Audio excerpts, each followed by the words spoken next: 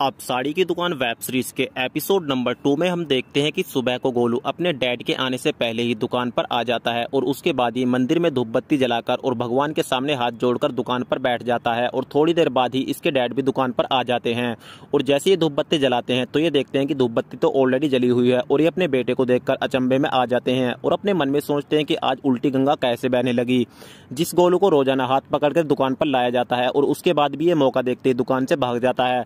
आज वो बिना पूछे सुबह सुबह दुकान पर कैसे आ गया है, बात कुछ हजम नहीं होती। अब इसके डैड अपने बेटे से पूछते हैं कि बेटा तेरी तबीयत वगैरह तो ठीक है ना, अगर ऐसी कोई बात है तो तू मुझको अभी बता दे। तो गोलू जोश में आकर अपने डैड को बोलता है कि डैड अब आपको टेंशन लेने की कोई जरूरत नहीं है, अब मैं आपके इस साड़ी के बिजनेस को एक बहुत बड़े लेवल पर लेकर जाऊंगा और आपका नाम भी रोशन करूंगा।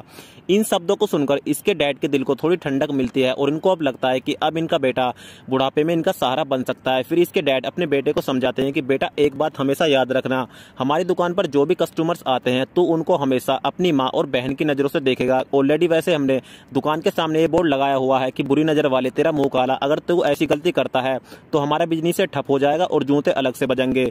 फिर गोलू अपने मन में सोचता है कि डैड आप टेंशन मत लीजिए, मुझको पता है कि उन औरतों को किस नजरों से देखना है। अब दोस्तों इसके लिए इसके डैड कुछ दिन के लिए घूमने के लिए बाहर चले जाते हैं और इनकी गैर हाजिरी में जो भी लेडी कस्टमर साड़ी खरीदने के लिए दुकान पर आती है गोलू उनको अपने हाथों से साड़ी पहनाता है और उनको इधर उधर टच करता है। लेकिन इतनी मेहनत करने के बाद भी गोलू आज तक किसी भी कस्टमर के साथ अपने अरमानों को हकीकत में पूरा नहीं कर पाया और जो भी लेडी कस्टमर्स रोजाना साड़ी खरीदने के लिए दुकान पर आती हैं बस ये इनको गंदी नजरों से बैठकर देखता रहता है और जैसे ही इसका औजार उफान मारने लगता है तो ये इसको ठंडा करने के लिए बाथरूम में आ जाता है। अब एक दिन दोस्तों चमत्कार ही हो जाता है। दरअसल एक दिन गोलू की दुकान पर एक खूबसूरत औरत साड़ी खरीदने के लिए आती है और सबसे बड़ी मजे की बात ये होती है कि ये वही लड़की होती है जिसके साथ गोलू ने सपने में सेक्स किया था। थोड़ी देर के लिए तो गोलू भी सोच में पड़ जाता है कि ये सपना है या हकीकत।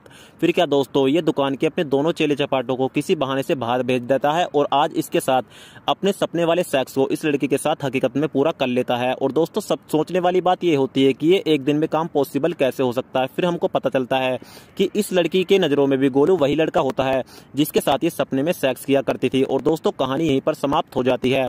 तो आप लोग इस स्टोरी के बारे में क्या सोचते हैं हमको कमेंट सेक्शन में लिखकर जरूर बताएं। चैनल को